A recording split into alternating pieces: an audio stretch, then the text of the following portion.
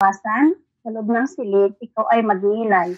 Ihandog kay Yahweh, yung wasong alay, ang pagtitiwala sa kanya ibigay. Ang marami riyay, yung nagsasabi, na sa ganang biyaya ay duhusan kami, at pagkalooban habag mo, Yahweh. O Diyos, ang ligayang bigay mo sa akin, higit na dihamak sa galak na angkin. Nilang may maraming imbak na pagkain at iniingatang alak na inumin. Sa aking paghimlay, ako'y mapayapa, pagkat ikaw, Yahweh, ang nangangalaga. Lord, salamat po sa iyong salita na aking binigkas ngayon, Panginoon. Maraming salamat po at po nagkakataon talaga na maibahagi ko po, na isiliwalat po, masabi po at nabasa ang inyong salita sa awit po panalangin panggabi. Thank you, Lord. Maraming salamat. Back to you, Sister Nia. Thank you, Sister Ninya. Ayan. Na parang na-miss kita. O ako lang siguro ang hindi tayo nagkakamit sa online. Ano po? So, ayan. Purihin po ating Panginoon. Salamat po, Sis Benita, sa iyong pagbabasa ng salita. Alam ko, Ramadan dyan sa lugar nyo. Ay, ikay na, meron pa rin kayong time na sa ganitong gawain sa ating Panginoon. Ano po?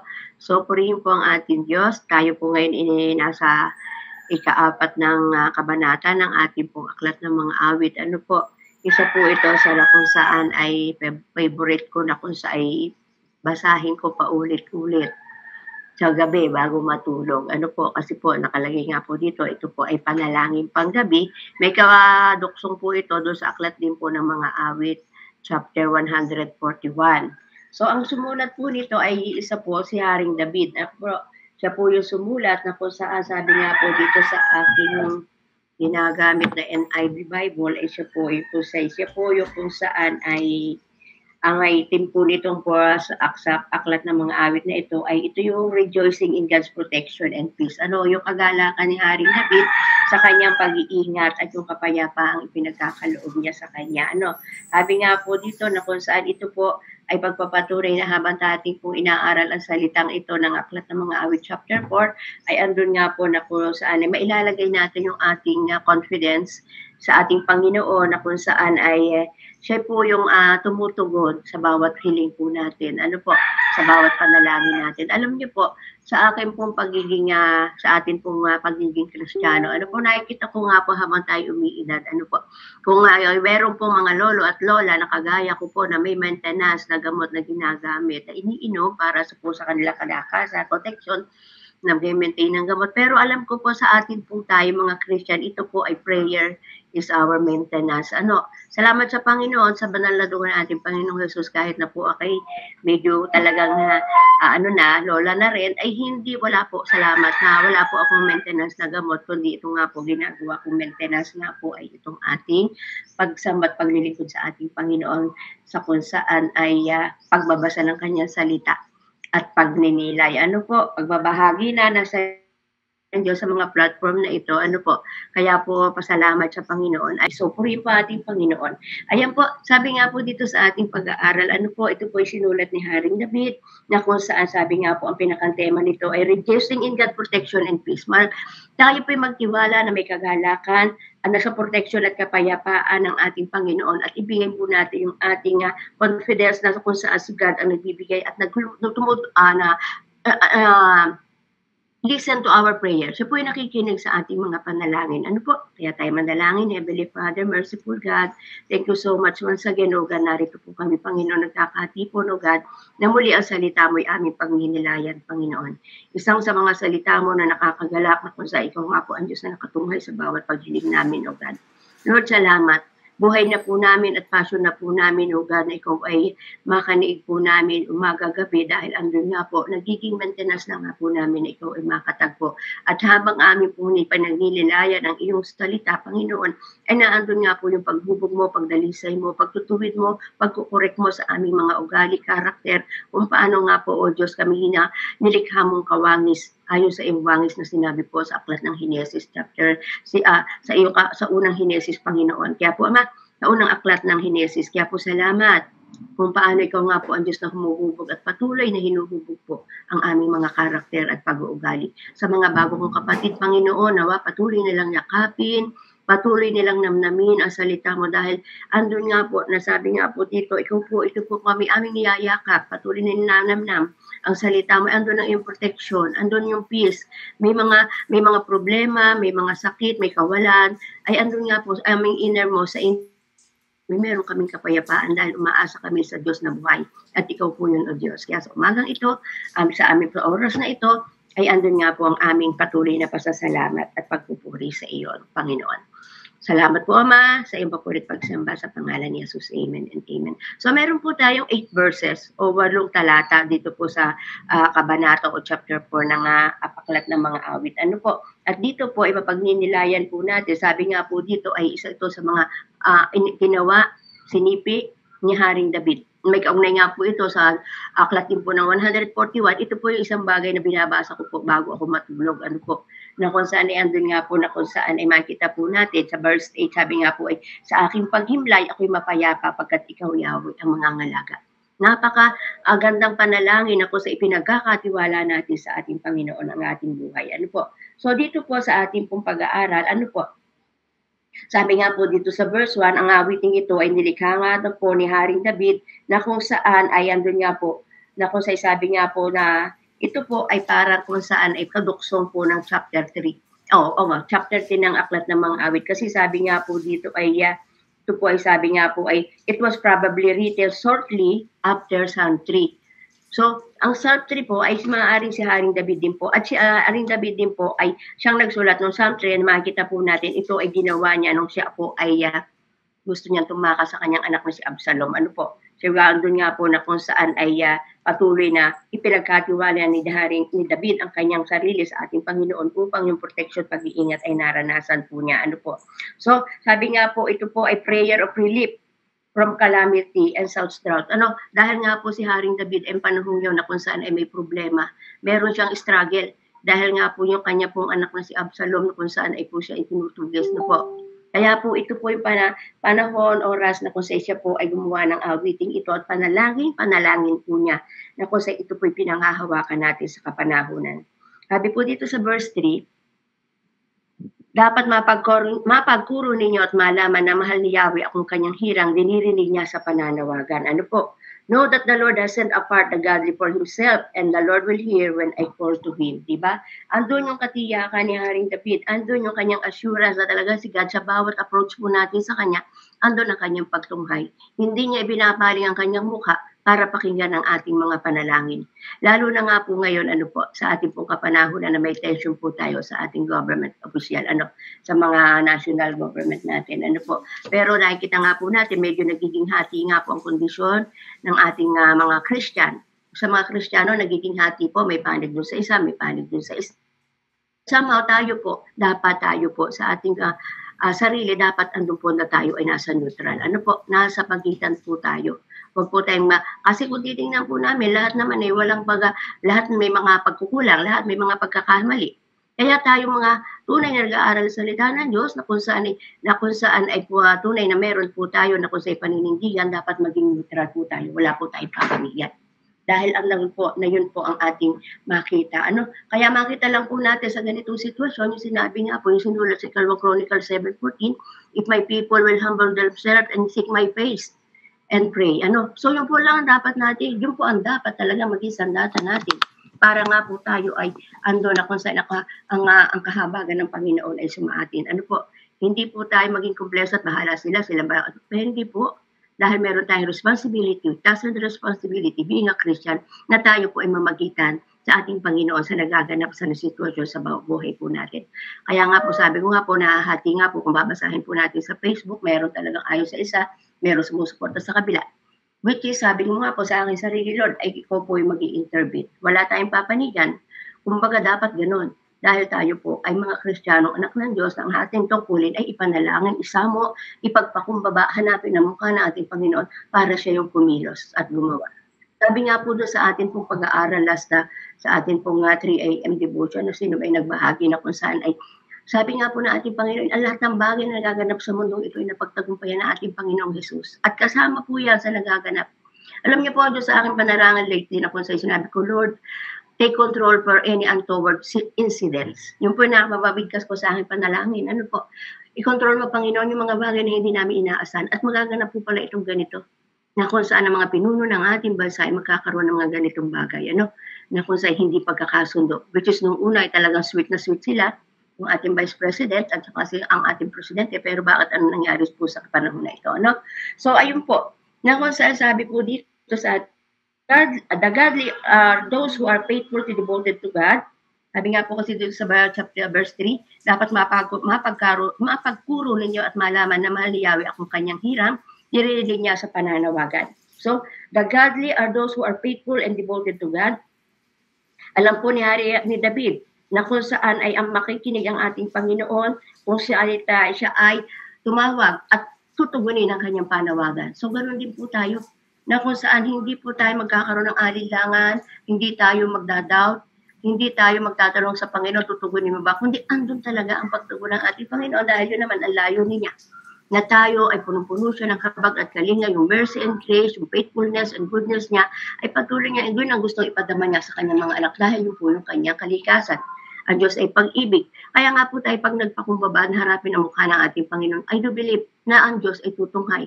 Kasi kung makita po natin, si Abraham noong unang panahon, between the Sodom and Gomorrah, nagsosolo lang siya na namamagitan ng humihingi na kung saan ay, Lord, kung pwede po ba, kung meron po ba ng 50, 40, 30, hanggang sa maging 10, andun. Naku, siya isang iisa, pero tayo po marami. Naku, sa ikundudulog tayo sa sitwasyon, meron po tayo sa lahat ng aspeto na naranasan po natin sa mundong ito, na kung saan, sa the other aspect of our heart and soul, alam natin na ang lahat ng gaganap na pagtagumpayan ng ating Panginoong Hesus. Ang magawin lang po natin, tayo magtiwala, manalig, patuloy na sumunod sa kalooban ng ating Panginoon, namnamin ang kanyang salita, manalangin, dahil ito po yung ating maintenance as a children of God, chosen people. Na kung saan tayo po, consider as we are have been chosen, kasi bakit meron po tayong ganito sa platform na ito? Ayan, 11 po tayo. Bakit po natin tayo nasa loob? Praise God. Saka ipastor niya sa kabila ng kanyang, andun nga po na kung sa'y nasa maingay na lugar, andun na kung sa'y itinatalaga pa rin niya yung oras sandali. Nakakapakinig siya, nakakapasok siya sa platform na ito. Dahil ito'y gawain ng ating Panginoon na kung sa'y magpapalakas sa bawat isa sa atin.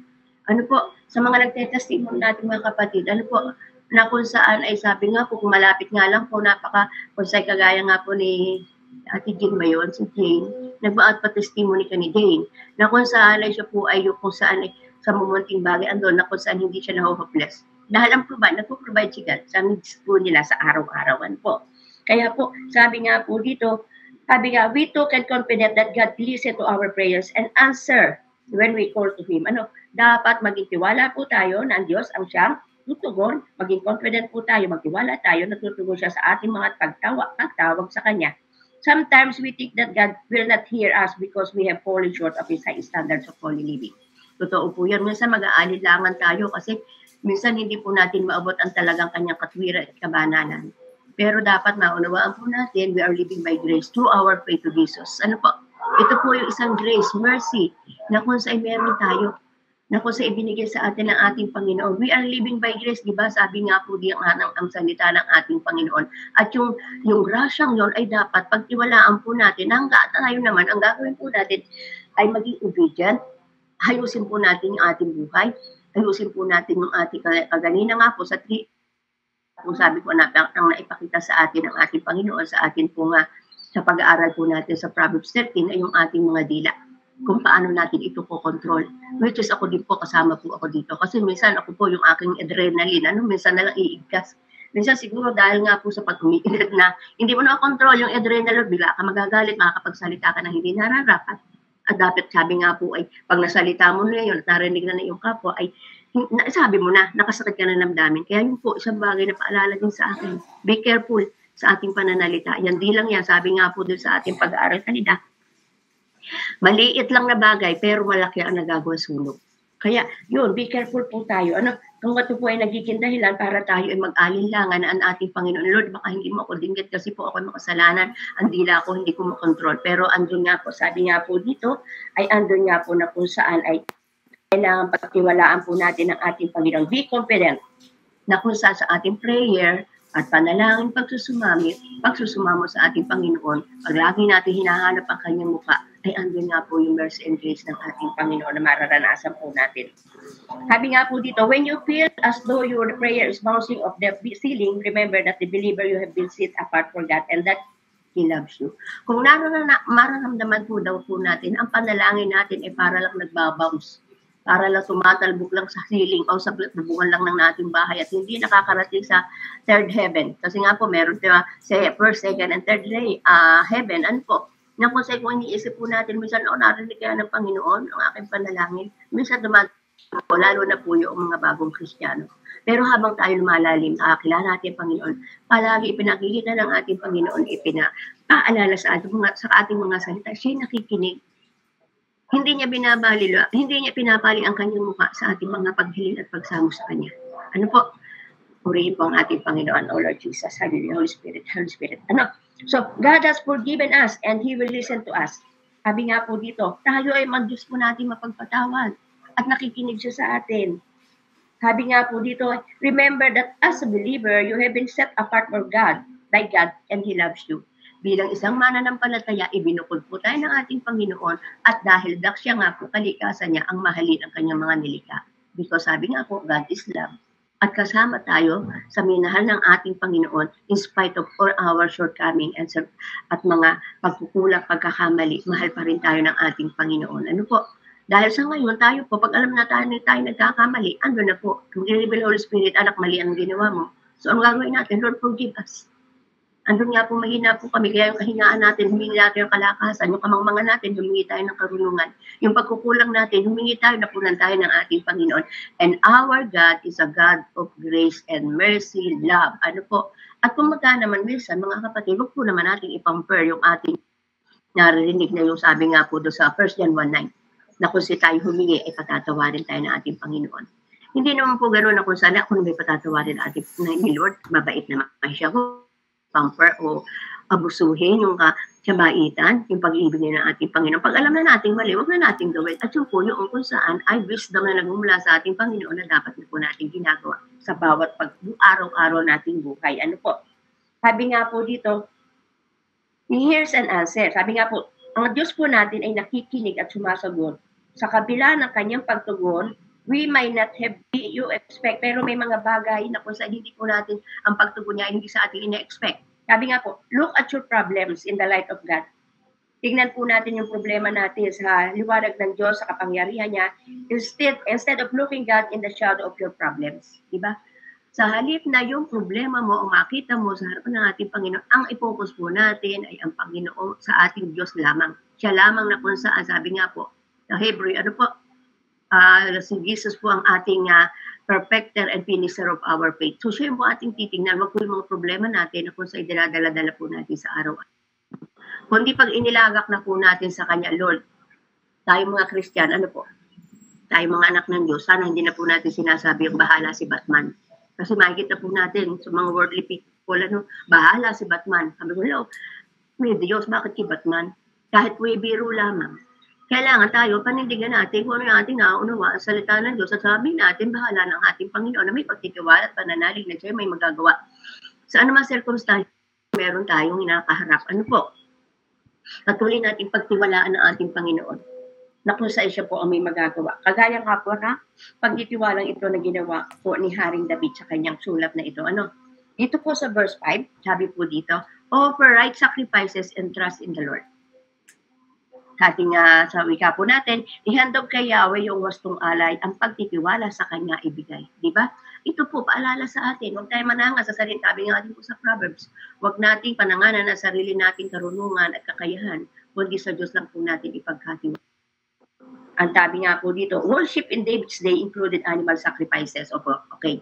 No, sa panahon po sa unang tipan, ang pagsamba sa ating Panginoon ay kasama nga po yung pag-aalay ng dugo ng hayop. Ano po? By the priest and the tabernacle. Ano po? At ang gagawa po noon na yung mga pare naka-assign sa templo ng ating Panginoon. Sabi nga po dito, the animal blood cover the sins of the one who offered the animal. So, ito po, makita po natin ang kahibahan, ano yung grace na gayang ating Panginoon in between the Old Testament and the present situation that we have. Noon po, kailangan po silang kumuha ng katay na hayop at yung po'y malusog, walang deformities, walang sakit, kundi napakagandang hayop. At yun po, di ba yung sakripisyo nyo na kung saan ay katayin, tukunin nyo doon. Ang daming sacrifices. Pero tayo, sa panahon ito, di po baga, yung ating pananampalataya, pagsunod sa kalooban ng ating Panginoon, yun po yung atin na kung saan ay living by grace po tayo. Ano po? Sabi po dito, there was a specific rule for offering sacrifices, but more important, the God and ceremony was the offering attitude of submission and obedience. Ito po yun sa atin sa kapanahonan, na kung saan ang gusto ng ating Panginoon for today ay yung ating pagsasubmit at pagsunod sa Kanya dahil po ay binanggit natin po noong unang panahon, ano po, atin lang po, maikli naman po naman itong ating tinatalakay. Ano ko lang po doon sa 1 Samuel sa chapter 15. So po sa 1 Samuel chapter 15 verse 22, sabi po dito, ito po ang sinabi ni Samuel kay Haring Saul. Ito po ha. Akala mo ba higit na mas gusto ni Yahweh ang handog at hain kaysa pagsunod sa Kanya? Ang pagsunod sa Kanya ay higit sa handog at ang pakikinig ay higit sa ahaing taba ng lupa. Ang pagsubay sa Kanya ay kasinsama ng kapagkukulang at ang patigasan ng ulo tulad ng pagsamba sa Diyos-Diyosan sapagkat sinuway mo si Yahweh aansin ka na sa pagiging hari ng bayan. So ayan po mga kapatid, nakita po natin yung totally submission, yung totally obedient, yung totally committed to our God, yun po ang gusto ng ating Panginoon. Whatever the circumstances might arise, gusto talaga ng ating Panginoon yung pagsunod sa kalooban niya, sa kanyang mga utos, hindi yung sakripisyo natin na kung saan ay ginawa noon ni Haring Saul. Kundi sabi nga, He want our obedience to a praise before our gifts. Gusto ng ating Panginoon ay yung ating pagsunod at yung kanyang pagpupuri kaysa sa ating mga handog. Ayan, tingnan po natin. Ano po ang sabi sa Hebreo? Kung titingnan po natin, sabi po sa Hebreo chapter 13:15, ang sabi po dito, kaya't lagi tayong magandong ng hain ng pagpupuri sa Diyos sa pamamagitan ni Jesus, pagpupuri, pagpapahayag ng ating pagkilala sa kanyang pangalan. Kaya nga po napakahalaga po mga kapatid ng ating testimony sa buhay po natin. Ano po? Dahil doon pinakikita po natin na talagang tunay na kung saan ay andun na kung saan ina-acknowledge po natin ang ating Panginoon sa buhay po natin. Ano po? Ito po yung pagpapakina na talagang tayo po ay isang bagay na kung saan puso ng ating Panginoon yung lubusan natin siyang mapapuri at madakila sa anumang bagay na kung saan pagsunod sa atin. Isa pang bagay na naalala ko na kung saan dito po, sabi nga po dito, you want our obedience and praise for His gift and offer God your sacrifice of total obedience and heartfelt praise. Ano po? Yung taos-pusong pagpupuri. Kaya nga po, napakahalaga po na tayo po, mga kapatid, ay meron tayong mga mapuring awitin na kung saan ito po ay habang po tayong maawit na andun natin sa kasama natin ng Banal na Espiritu hanggang tayo mapapaiyak na lamang. Kasi nga po, sinabi din po yun ni Pablo, sabi nga po dito, kaya nga mga kapatid, sa chapter 12 ng Roma, verse 1, kaya nga mga kapatid, alang-alang sa masaganang habag ng Diyos sa atin, ako'y nanamanhikan sa inyo, ialay ninyo sa inyong sarili bilang handog na buhay, banal, kalugod-lugod sa Kanya. Ito ang karapat-dapat na pagsamba ninyo sa Diyos. Buhay na kalugod-lugod. Buhay na kung sa kaaya-aya sa ating Panginoon sa pamagitan ng ating pagsunod, Kanyang salita, pagsunod sa Kanyang mga batas, pagsunod sa Kanyang mga inuutos sa atin. Kaya, diba? Kaya nga po napakahalaga sa atin na meron tayong mga hymn sa puso natin na kahit hindi po natin hawak ang ating Bible, na kahit hindi natin hawak ang ating mga kung saan ay mga bagay na pagpupuri sa Kanya, meron tayong nakatira sa puso natin, na aawitan natin siya sa ating puso. Yung hymnal na yun, na kahit tayo nakahimlay, nakahiga pa, na kung saan nagpupuri na tayo sa ating Panginoon dahil may alam na tayong awitin na magbibigay sa Kanya ng kabanal, ng kaluwalhatian at parangal. Ano po? Ayan, offer God your sacrifice of total obedience and heartfelt, buong puso, pagpupuri sa Kanya. Ano po? So, yun po isang bagay na makita pa natin. Sabi po sa verse 7, you have filled my heart with greater joy than when there drain a new wine abound. Okay, sabi po dito sa atin po sa Tagalog, basahin po natin sa ating wika. Sabi nga po sa verse 7 ay, O Diyos, ang ligayang bigay mo sa akin, higit na di hamak sa galak na angkin. Nilang may maraming imbak na pagkain at iniingatang alak na inumin. O di ba? Di po makita po natin, mga kapatid, na kung saan ay pinakikita po dito na kinds of ay joy merong dalawang klase ng kagalakan sa puso po natin. Ano po? Inward joy, yung inner peace natin, inner joy sa kalooban natin, ano mangyari sa kapaligiran natin, meron pa rin tayong inner peace, inner joy. Yung inner joy na yun, ako sa inward joy that comes from knowing and trusting God and happiness that comes a result of pleasant circumstances. Kahit alam natin na ang mga panglabas, physical na pangyayari ay hindi nagaganap na kung saan ay hindi kaaya-aya. Pero binibigyan po tayo, nagpupuri sa ating Panginoon. Alam natin siya, kilala natin siya. Meron po tayong kagalakang napapaloob sa ating puso. Ano po? Yun yung inner joy po natin na pinagkakaloob sa atin. Habi po dito, inward joy, yung kagalakan sa ating puso is steady as long as we trust God. Yung po'y mananatili hanggang tayo nananampalataya sa ating Panginoon at yung po ay lalalim pa at patuloy pang tataas yun habang ating pinag-aaralan ang salita ng ating Panginoon. Sabi nga po, iba po yung joy sa happiness. Happiness is unpredictable.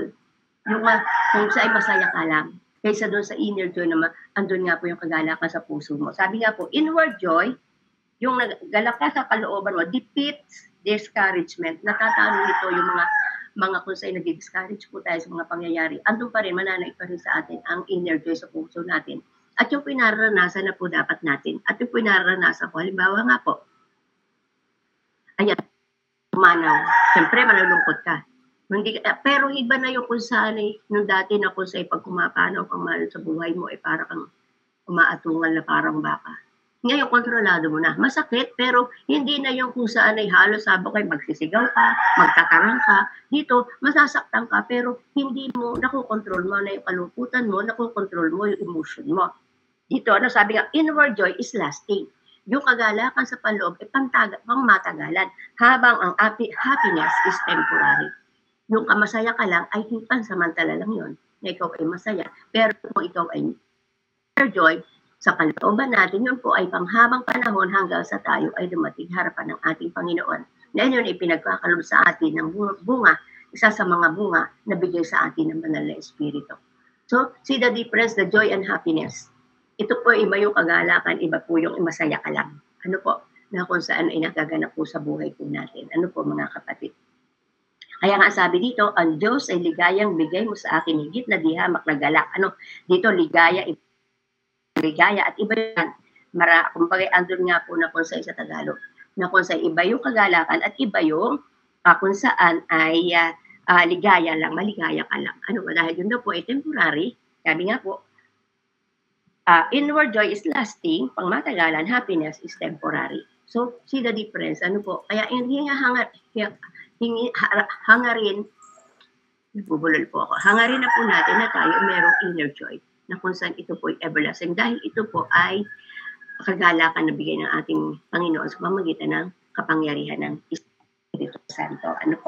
May mga pangyayari, may mga circumstances hindi natin maiwasan, pero hindi po tayo ganap na naiepektuhan dahil binigay na po sa atin ng ating Panginoon yung kapayapaan, yung kagalakan, at yun po nagiging matapang na tayo. We have inner strength, inner joy, inner peace na kung sa ikaloob ng ating Panginoon. Lahat po tayo nagkakaranasan po natin ang lahat ng ito. Okay, baka sabihin po niyo, pastora, iba naman ang sitwasyon mo. Ikaw nga po ay isang pastora, single, ay ba yung sitwasyon mo? Okay, maaari nga po sa sitwasyon gano'n, pero ito po ay itinuturo sa atin ng Biblia na dapat po natin panghawakan.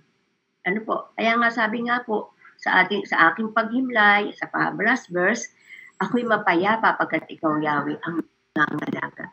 Kaya nga po ito'y napakasarap namin po natin bago tayo magpahinga sa ating pamamahinga sa gabi at saka yung Pungwang 41. Isang kagalakan, mabukot po natin pag binabasa po natin, ako personally, mapayapa yung pagtulog mo. Na kung saan magigising ka na lamang, halimbawa, kung meron nang nagre-ring para umuli. Kaya yung nagre-ring ang cellphone, pag 3 a.m. na, ng MWF, kung saan dati, ako nga po ay napakabuti ng ating Panginoon dahil ako nga po ay tulog is life. Matakaw sa tulog. Pag talagang nakatulog. Pero ngayon, salamat sa Panginoon. Doon sa platform na ginagawa natin, 3 a.m., ay pag nag-ring na mo po talaga, ay napapasigla na. Kasi yung kapayapaan bago ka matulog, para bang na-restore na yung strength mo, para panibago sa pagising mo, makikinig ka na naman ng salita ng Diyos at pag may panginilayak ka na naman.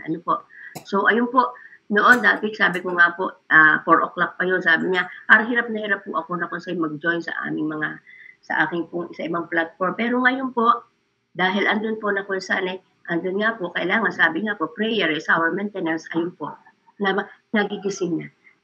Tulong na Panginoon na may kasiglahan ka at kapayapaan. Ano po sa puso sa puso't isipan. Kasi nga po, halimbawa, nagising po tayo, okay, more or less, mga Pasko, natatapos po tayo, magbabasa na po ako doon. Hanggang sa mga 5:30, maiidli po ako noon.